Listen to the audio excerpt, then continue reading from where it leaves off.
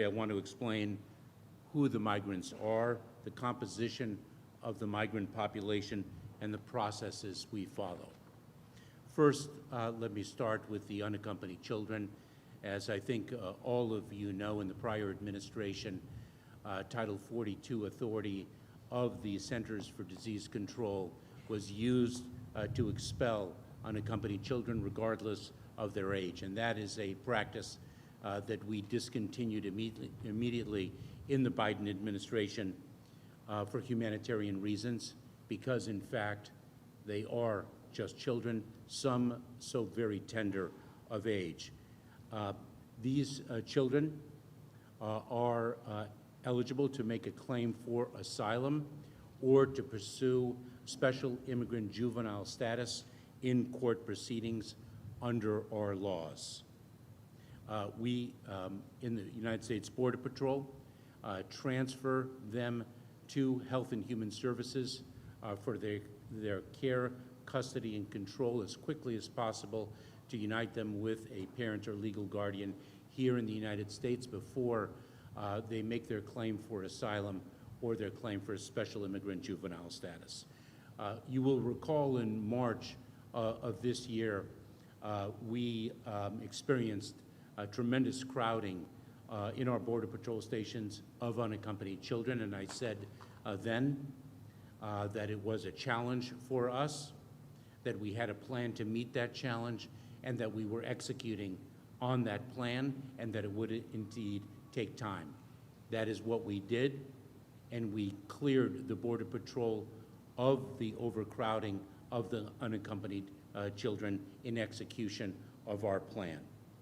Next, and of course I should say that of course we have unaccompanied children still in Border Patrol custody, but we are moving them much, much faster than we did in March and under the 72 hours that is required by law. Next, we have the single adults.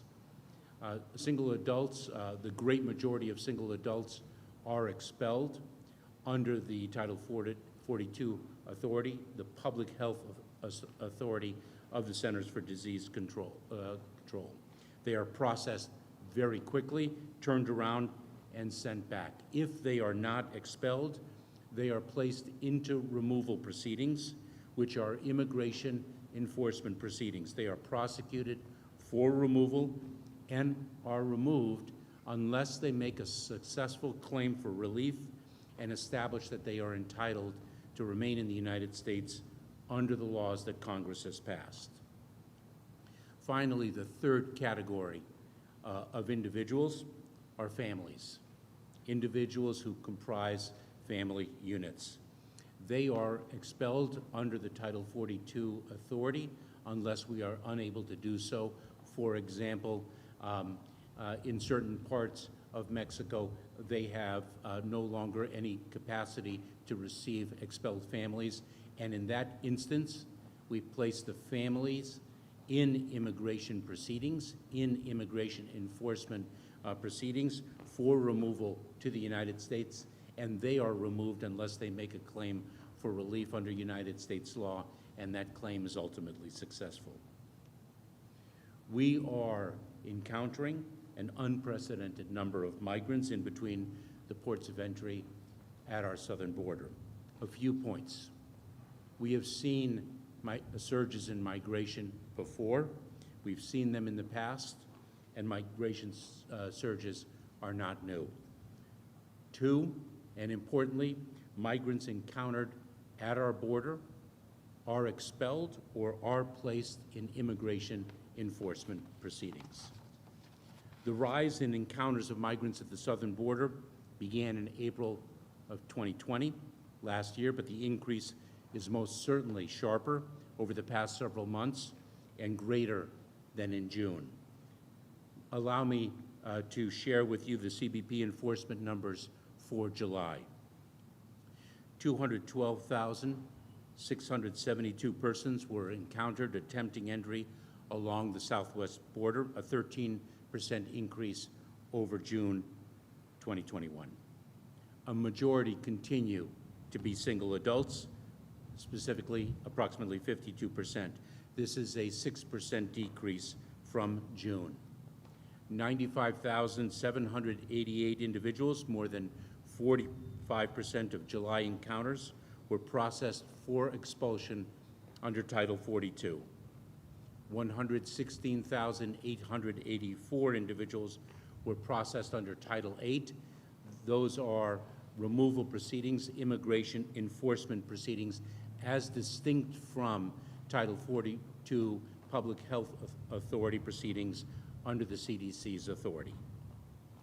85,563 single adults, or 78%, were processed for expulsion under Title 42, with 24,880 processed under Title 8.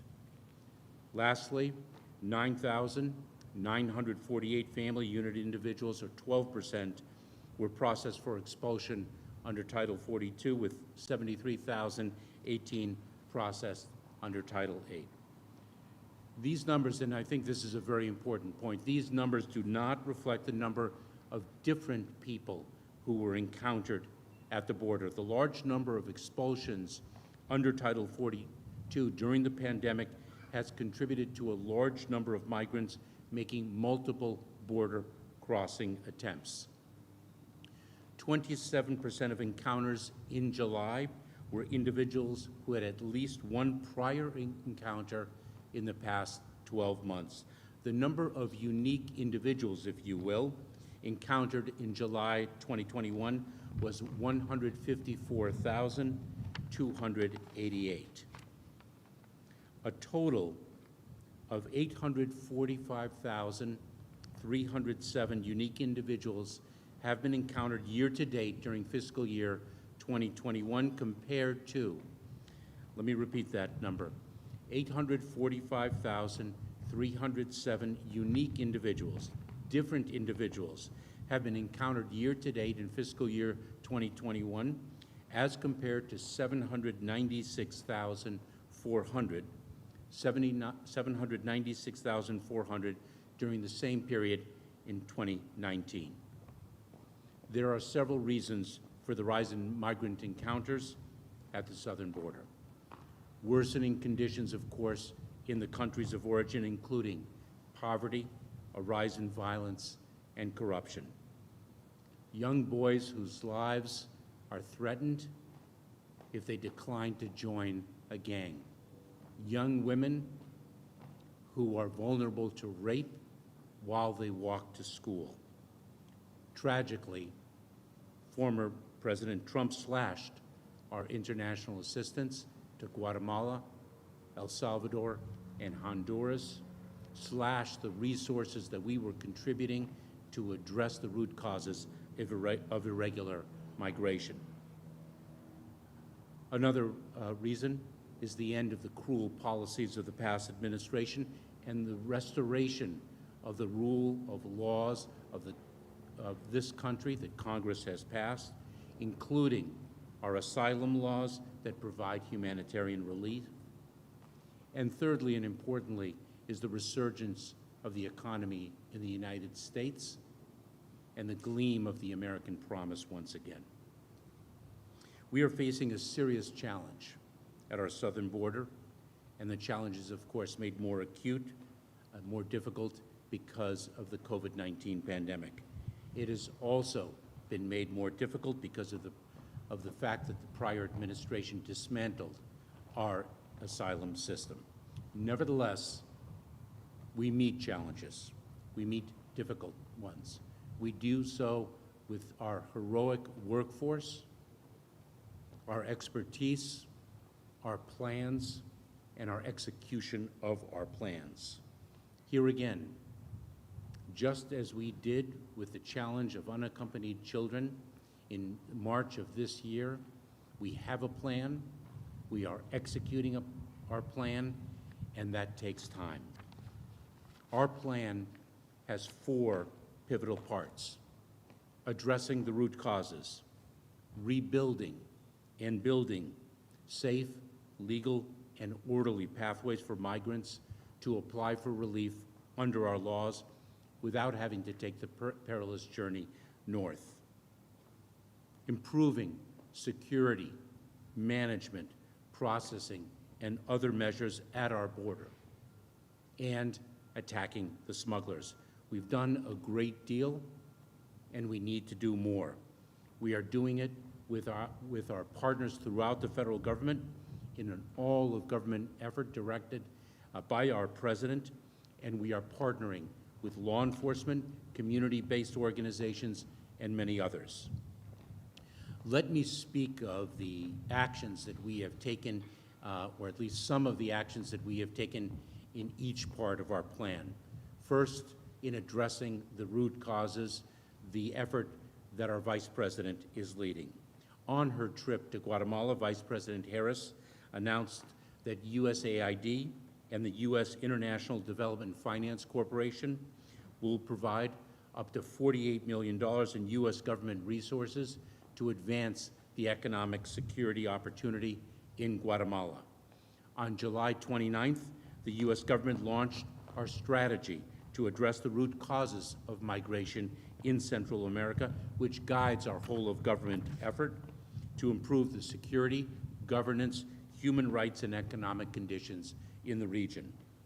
USAID already has launched a series of new initiatives to promote good governance and expand opportunities that will enable the people of El Salvador, Guatemala, and Honduras to build better futures in their home countries. This includes the region-wide $5 million regional challenge to advance gender equality. In Honduras, nearly $24 million to expand employment opportunities and promote civic and election participation and integrity. In El Salvador, nearly $12 million to help small businesses recover from the impact of COVID, as well as new multi-year solicitations for up to $115 million to address crime and violence, including gender-based violence, and provide opportunities to youth and others. In Guatemala, more than $19 million to strengthen anti-corruption efforts. These are but a few of the examples of the efforts that are already underway to address the root causes of irregular migration. Let me speak about what we have done and what we have underway to build safe, legal, and orderly pathways so that people do not need to take the perilous journey north. On June 10th, the U.S. government announced more than $57 million in funds to support urgent humanitarian needs of vulnerable refugees and migrants in Central America. The Department of State opened the first Migration Resource Center in Guatemala to provide individuals with protection screening and referrals to asylum, refugee resettlement, and parole options. And I had the privilege and opportunity to visit the Migrant Resource Center in Guatemala last month. The President issued a new fiscal year 2021 presidential determination on refugees that created 5,000 slots for refugees from Latin America and the Caribbean. On March 10th, our department, the Department of Homeland Security and State, reopened the Central American Minors, or CAM, program to reunite children who are nationals of El Salvador, Guatemala, or Honduras with their parents in the United States. On June 15th, we announced the expansion of the Central American Minors program. That was a program that was working and that President Trump dismantled. DHS set aside 6,000 H-2B visas for temporary non-agricultural workers for nationals from Honduras, El Salvador, and Guatemala. On July 29th, last week, the U.S. government, we launched the Collaborative Migration Management Strategy, the first of its kind, to strengthen cooperative efforts to manage safe, orderly, and humane migration in North and Central America. We are also, as I mentioned, improving processing at the southern border and implementing other measures, not only to stop recidivism, but to tackle the challenge in other ways, including to strengthen enforcement. We have deployed additional personnel to the southern border. We have increased lateral flights of migrants to address capacity constraints in Mexico. Our expulsion flights are now increasingly moving into the interior of Mexico, so recidivism is not as easy. We are doing so in collaboration with Mexico. We are prosecuting individuals who've been previously removed from the United States because they have unsuccessfully made a claim for relief under our laws. We are undertaking expedited removal proceedings. Under our law, we have in certain circumstances the ability and the capacity to accomplish the removal of individuals who do not qualify to remain in the United States, to do so more expeditiously, and we are using those authorities. In partnership with the Department of Justice, we are proceeding in accelerated fashion with immigration court proceedings to deliver justice more rapidly without compromising due process. We are working with Mexico to increase interdictions. I visited Mexico with other officials in the administration, but 2 days ago, to speak about how we can more effectively partner together and what more they can do in the context of our overall relationship as close partners. We have increased our law enforcement operations in partnership with the Mexican authorities. I met again with the Attorney General of Mexico, as well as north of the border here in the United States, in an all-of-government effort, working in task forces both within the Department of Homeland Security and with our partners in the Federal Bureau of Investigation, in the Drug Enforcement Administration, and other law enforcement agencies across the federal enterprise. We are prepared to do more as the situation warrants. It is critical that intending migrants understand clearly that they will be turned back if they enter the United States illegally and do not have a basis for relief under our laws. We are also, at the same time, developing and implementing foundational changes to the system, addressing problems that have existed for many, many years but have never been solved. In the coming days, our department will announce that we are making changes and improvements to how we process asylum claims. We continue to rebuild our immigration system to ensure fairness and promote equity. We are expanding the virtual platform that we used so successfully to assist the migrants in Camp Matamoros, which was intolerable conditions. We are using that virtual platform where migrants could register using their phones, and we were working with and are continuing to work with and will increasingly work with community-based organizations in Mexico, international relief organizations like the UN High Commissioner for Refugees, like UNICEF, like the International Organization for Migration, to bring in individuals in a safe, orderly, and humane way when, in fact, they make a claim for relief under United States law that the law recognizes. We are also, of course, addressing the detention conditions here in the United States. And of course, I think you're all aware of the measures we've taken in that regard, and we will continue to take the measures that the situation warrants. As I mentioned earlier, the COVID-19 pandemic presents a unique and significant challenge. We are seeing an increase in positivity rate among the migrant population. We built an architecture to test and isolate the migrants who make a legal claim for asylum.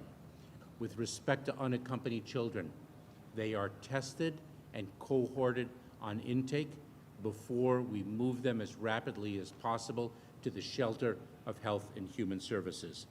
With respect to families, we continue to operate centers where families are tested and isolated as needed. We are working and have established a system with non-governmental organizations in the communities to test and isolate family members as the situation warrants. And as I mentioned earlier, the predominant majority of single adults are expelled rapidly from the Border Patrol. Now, of course, the Delta variant makes the situation more difficult. Our capacity to test, isolate, and quarantine the vulnerable population that makes a legal claim for asylum is stretched. The rate of positivity among the migrants is at or lower than the rates in our local border communities. As has been expressed by the medical professionals, this is a pandemic of the unvaccinated. We are building new capacity to address the situation, and we are doing so as rapidly as possible. The extent of the challenge should not be understated, but nor should our ability to meet it, thanks to our workforce, our expertise, our plans, and our execution of those plans. Our mission is to protect the American public and to administer the laws of our nation. Consistent with that, our efforts will uphold our laws and will uphold our values. That includes the laws of humanitarian relief as well as the laws of enforcement. We will work relentlessly to thwart illegal immigration and to adjudicate asylum claims fairly and efficiently. Both are embedded in the law, and we are committed to upholding both. As we work to meet these long-standing challenges, we do not turn our backs on our values, our principles, our humanity, and our proudest traditions. With that, let me turn it over to Chief Raul Ortiz of the United States Border Patrol. Thank you.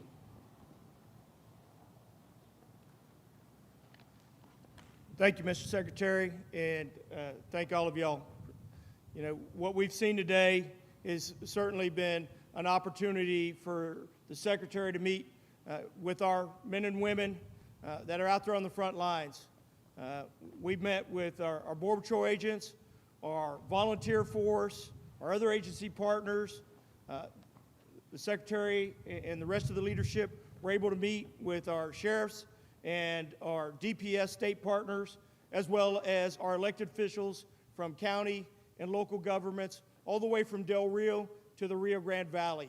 We recognize that here in South Texas, we are responsible for about 60% of the illegal migration traffic that happens along the southwest border. And so it is incumbent upon us to ensure that we have the necessary resources to combat both the illegal migration as well as those other threats that we are experiencing on a daily basis.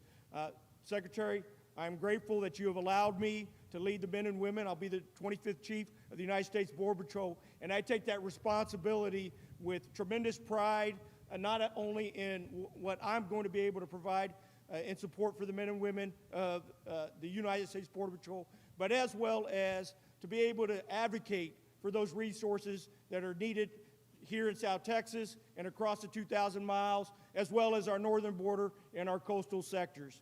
You know, one of the things that we heard significantly today is that, you know, the impacts to these border communities, and we are continuing to add as much capacity as we possibly can. As the Secretary mentioned, we have moved more Border Patrol agents here into South Texas, and we are continuing to shift our resources against those threats that we are experiencing on a daily basis. I was mentioning to the Secretary earlier, when I was a young agent back in 1996, Brownsville was the busiest place in the country, and we have managed to turn that around. We will do the same thing with this current migration that we are experiencing at this time. We will have an opportunity to certainly impact, but we're going to do it in a humane way, and we're going to do it with tremendous dignity, not just for the populations that we are encountering, because it is a complex situation, The demographics of the people that we're encountering are much different than when I started 30-plus years ago. What we're experiencing now with unaccompanied children, family units, migrants from countries that we traditionally don't experience these tremendous flows from, or what our Border Patrol agents are faced with each and every day. And then you compound that with this COVID threat, and in any given day, I may have between 300 and 400 Border Patrol agents that are in a quarantine status. And as you know, I wear this black badge over my the black band over my badge because we've lost 8 Border Patrol agents in the line of duty to COVID or to other events, and one is too many. And so as we talk about migration, there are other threats that exist out there. Our Border Patrol agents are working tirelessly in between the front lines. We have seen increases in seizures in methamphetamines, fentanyl, cocaine, and just over the last week, in this sector alone, agents, Falfurrias checkpoint, 78 pounds of cocaine.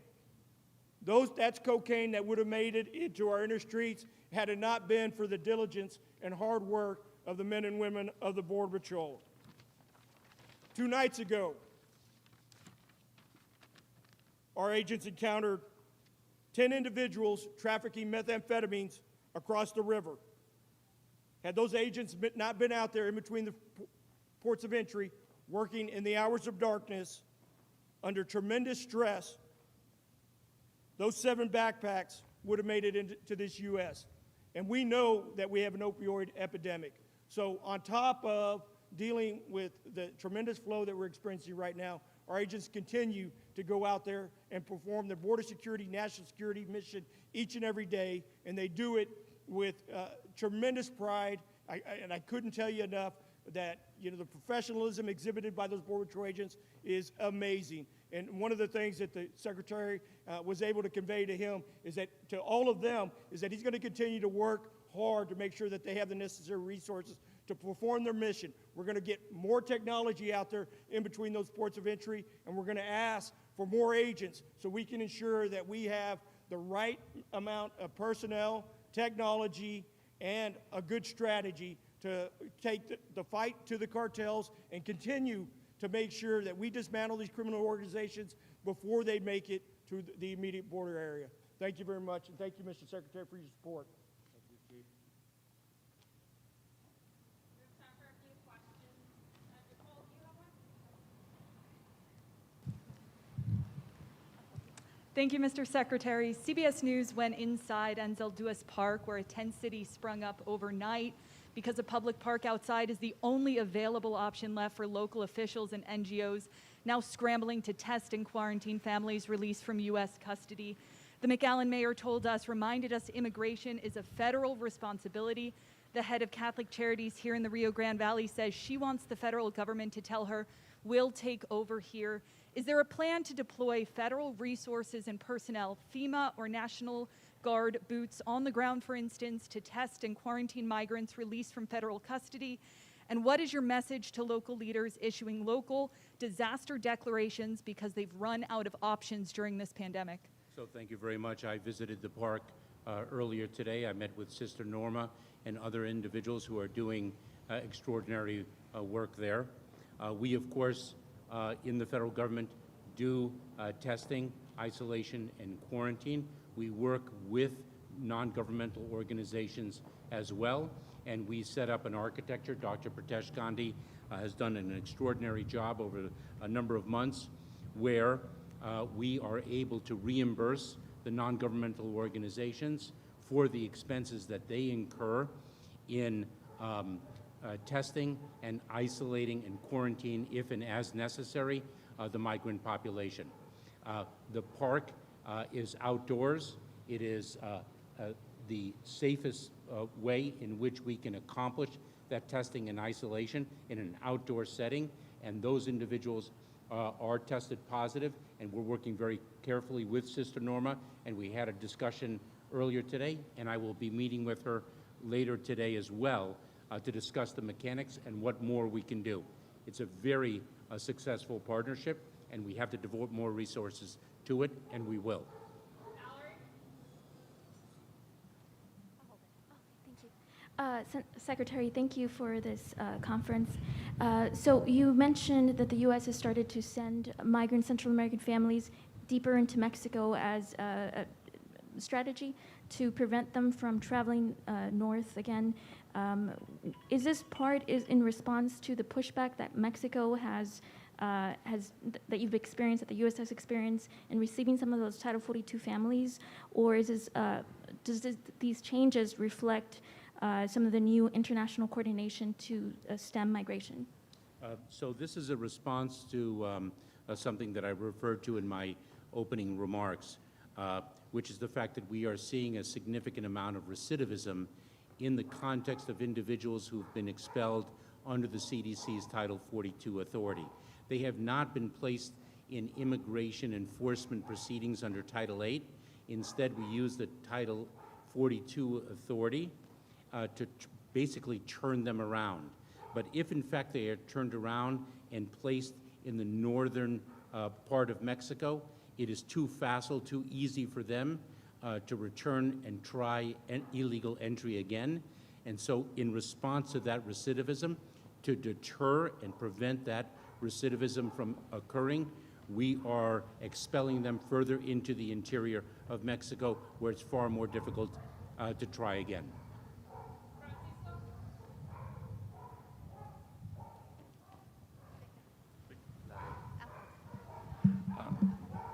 Victor with Voice of America. How many flights and how many people have been taking place over the last week or a month, sending them back to Tapachula?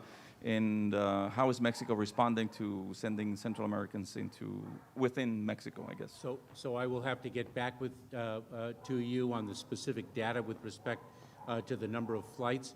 But what we are doing in terms of our enforcement efforts is in collaboration with the Mexican government. For the second time, I traveled to Mexico, but 2 days ago, to speak about the need to increase the number of flights into the interior of Mexico to deter that recidivism. We are speaking with Mexico in the context of our overall relationship, not just on issues of migration, but on issues of economic partnership, such a significant trade and travel partner of ours, one of the most significant trading partnerships in the world. In that context, we're speaking about what greater interdiction efforts they can employ to stem the flow, and we are of like minds in that regard. Oh, thank you, Telemundo Network Secretary. I want to know what is your perception about the migrant crossing in this moment? Increase the number, but consider it is very serious a problem. And the second question is, just being in Mexico, do you have a special agreement with Mexico talking about the Title 42? Is possible? I wasn't, so forgive me, I'm not sure I caught your first part of your question, but I will say this about my 2 trips to Mexico. The partnership is extraordinarily strong. We have a shared interest in enforcement, and we have a shared interest in humanitarian relief. The fact that those 2 coexist in addressing this challenge makes it that much more complex. We will stop illegal immigration. That is our responsibility. At the same time, individuals who qualify for humanitarian relief under United States law, laws that Congress has passed, will be granted that relief. We will not turn our back on the laws of accountability, nor on the laws of humanitarian relief.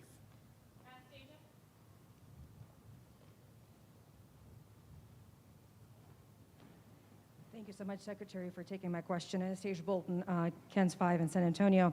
How do expulsion flights to southern Mexico comply with our asylum laws and administration's verbal commitment that you reiterated today of a humane immigration system? Because the administration is dropping people off in the middle of Mexico. They have no resources and no way back home. Thank you. So we are working with Mexico to ensure that the individuals who are subject to the expulsion flights their needs are addressed. We have a responsibility under the Public Health Authority of the Centers for Disease Control to protect the American public. We are in the midst of a pandemic that has not only gripped this country, as I think we all know, but has gripped the world. And it is in the lawful exercise of that public health authority that we are executing those expulsion flights in the service of the public health, not only of the American public, but of the migrants themselves. We have time for just one more. Sandra? Thank you. Good afternoon, Mr. Secretary. It's a little hard for Can me you to- hear me? Good Yes. afternoon, Mr. Secretary. Question, want to revisit the COVID testing conversation that you had a little bit earlier. There are some communities like Laredo that do not have NGOs that have set up testing ability, and there's some pushback that's starting to begin from those communities who are refusing to accept migrants from, say, the RGV family units who are being sent because they are showing a COVID positivity rate.